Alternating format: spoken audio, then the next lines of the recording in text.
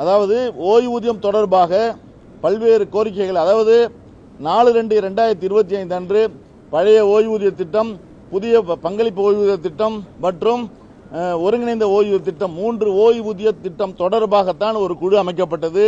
எங்களுடைய 29/12/2025 அன்று நடைபெற்ற தமிழ்நாடு முழுவதும் நடைபெற்ற எழுச்சி மிகுந்த ஆர்ப்பாட்டத்திற்கு மறுநாள் அந்த கோரிக்கை உடனடியாக அந்த குழுவினுடைய அறிக்கை அரசிடம் கொடுத்திருக்கிறது. அந்த குழுவினுடைய அறிக்கையை அரசு பரிசீலனை செய்து கொண்டிருக்கிறது. ஆகவே ஓய்வூதியம் கட்டாயம் உண்டு என்ற உத்தரவாதம் வழங்கியிருக்கிறார்கள்.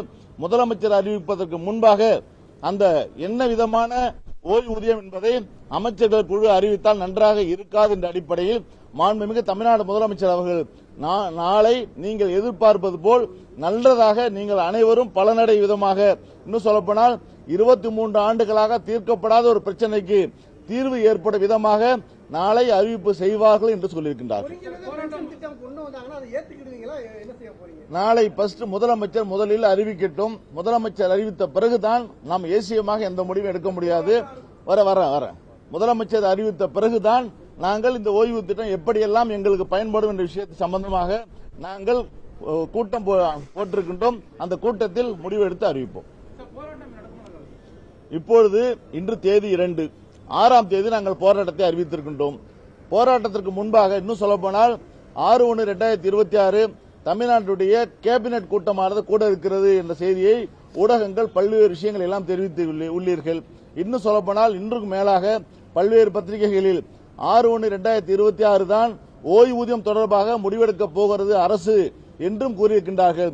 அதையும் பொருட்படுத்தாமல் அதற்கு முன்பாகவே 3ஆம் தேதியே மாண்புமிகு தமிழ்நாடு முதலமைச்சர் அவர்கள் அறிவிப்பு செய்ததாக சொல்லியிருக்கின்றார்கள். அந்த அறிவிப்பை பார்த்துவிட்டு தான் மேற்கொண்டு என்னங்கிறதை முடிவெடுக்க முடியும்.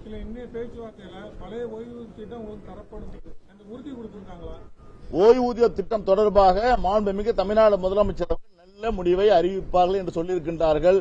23 ஆண்டுகளாக காத்திருந்து விட்டோம், ஒரு நாள் காத்திருப்போமே அப்படி என்று காத்திருக்கின்றோம். நாங்கள் எங்களது கோட்டாட்சியரினுடைய மாநில உயர்மட்ட கூட்டமானது 18/12/2025 அன்று தமிழ்நாடு அரசு ஒன்றிய மாநில தலைமை அலுவலக சங்க கட்டத்தில் நடைபெற்றது. இந்த கூட்டத்தில் நாங்கள் 2 கட்ட போராட்ட நடவடிக்கையை திட்டமிட்டிருந்தோம். அதாவது 29/12/2025 அன்று 10 அம்ச கோரிக்கைகளை வலியுறுத்தி அனைத்து மாவட்ட ஆட்சி அலுவலகம் முன்பாக கவன ஈர்ப்பு கோரிக்கை ஆர்ப்பாட்டம் நடத்துவது எனவும், இந்த ஆர்ப்பாட்டத்திற்குள் உடனடியாக தமிழ்நாடு அரசு எங்களை அழைத்து பேசி எங்களது 10 அம்ச கோரிக்கை உள்ளிட்ட விஷயங்களை பேச்சுவார்த்தை நடத்தி சுமூக தீர்வு ஏற்படாத பட்சத்தில் 6/1/2026 முதல் காலை நிறுத்த வேலைநிறுத்தம் செய்வது என்று முடிவெடுத்திருந்தோம்.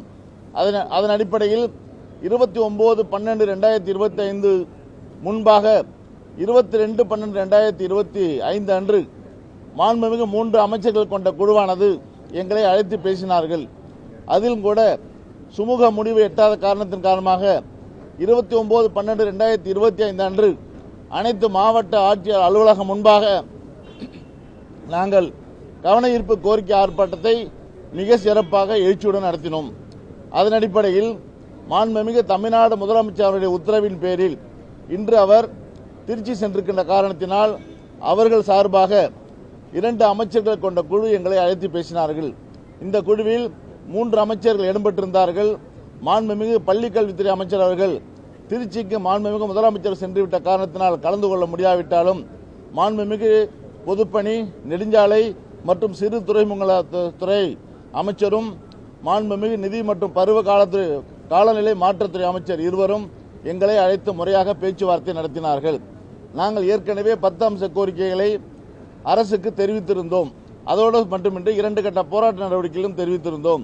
எங்களை அழைத்து பேசி, இன்னும் சொல்லப்போனால் 23 ஆண்டுகளாக கிணற்றில் போட்ட கல்லாக 2 ஆட்சிகளும் மாறி மாறி வந்தாலும் கூட எங்களது அந்த ஓய்வூதியம் தொடர்பாக, இன்னும் சொல்லப்போனால் பங்களிப்பு ஓய்வூதிய திட்டத்தினை முழுமையாக ரத்து செய்துவிட்டு பழைய ஓய்வூதிய திட்டத்தினை அமல்படுத்த வேண்டும் என்ற கோரிக்கை தான் பிரதானமான முக்கியமான கோரிக்கையை நாங்கள் முன்னெடுத்து வருகின்றோம்.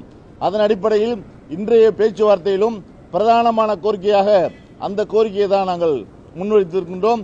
எங்களது கோரிக்கை ஏற்கப்படுவதாகவும் இதை மாண்புமிகு தமிழ்நாடு முதலமைச்சர் அவர் கவனத்திற்கு கொண்டு செல்வதாகவும் கூறியதோடு கூடுதலாக 23 ஆண்டுகளாக தொடர்ந்து தொக்கி நிற்கின்ற இந்த பிரச்சனைக்கு தீர்வு காணும் விதமாக மாண்புமிகு தமிழ்நாடு முதலமைச்சர் அவர்கள் இந்த ஓய்வூதியம் தொடர்பாக நாளை அறிவிப்பு செய்ய இருக்கிறார்கள் என்ற செய்தியையும் சொன்னார்கள் என்பதை இந்த நேரத்தில் நான் தெரிவித்துக் கொள்ள விரும்புகின்றேன்.